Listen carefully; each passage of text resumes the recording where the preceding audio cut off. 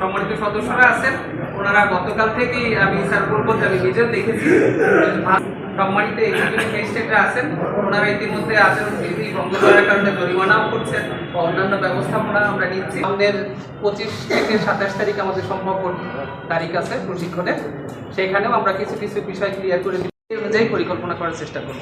ধন্যবাদ সবাইকে। কাউকে বিপক্ষে নিয়ে গিয়ে কাউকে প্রতিপক্ষ বানায় আমি কোনো সুবিধা পাবো না। কেউ যদি তাদের এই বিষয়টা আপনারা সতর্কভাবে দেখবেন, এটা আসলে খুব বেশি টাফ বিষয় তারা, বা আমরা এরকম নির্দেশনা দিয়ে দিই যাতে সাউন্ড কম হয়েছে। আমরা কি বাঘের বাচ্চা? আমরা কি যাচ্ছাম? আমরা কি পাখি? না, পাখি ওদের শৃঙ্খলা বাহিনী আছে, আমাদের বিবেক বুদ্ধি আছে, সবচেয়ে বড় যে জিনিসটা আছে আমাদের সাহস আছে।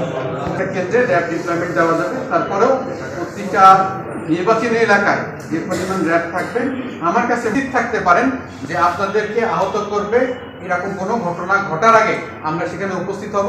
আহত যদি হই আমরা আগে হব। এই অত্যন্ত সুন্দরভাবে বলেছেন যে আপনাদের যে ডানা, সেই ডানার মধ্যে আপনারা উড়বেন, আর ডানাতে যে শক্তি দিয়ে যেটা দেওয়ার দরকার, আমরা আমাদের শক্তি বিলীন করে আপনাদেরকে সেই শক্তি আমরা দিব। নির্বাচন জাতিকে উপহার। আমি আপনাদের প্রতি একটা বিষয়, আপনারা সামনে আছে, আপনাদের প্রতি আবেদন, আপনারা আজ থেকে শুধু জানার চেষ্টা করবেন প্রিজাইডিং অফিসারের ক্ষমতা কি কি। মনে থাকবে ওই ভয় ভীতি কি আছে সেটা আপনি জানার চেষ্টা করবেন, যে আপনার কি কি পাওয়ার এই দেশের আইন আপনাকে দিয়েছে। এই দেশের আইন দিয়েছে মানে হচ্ছে এই দেশের জনগণ আপনাকে কি কি পাওয়ার দিয়েছে, সেই পাওয়ারটা কিভাবে আপনি অ্যাপ্লাই করে সুন্দরভাবে একটা নির্বাচন উপহার দিলেন।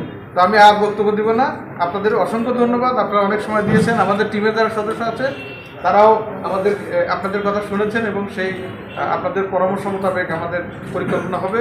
সেই মোতাবেক আমরা ইনশাল্লাহ একটা জাতিকে একটা সুন্দর, সুষ্ঠু, নিরপেক্ষ নির্বাচন উপহার দেবো ইনশাল্লাহ। ধন্যবাদ।